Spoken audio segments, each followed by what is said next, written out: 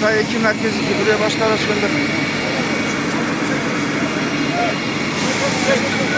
Metro bir olay yerine girmek üzere. Anahtar var anahtar.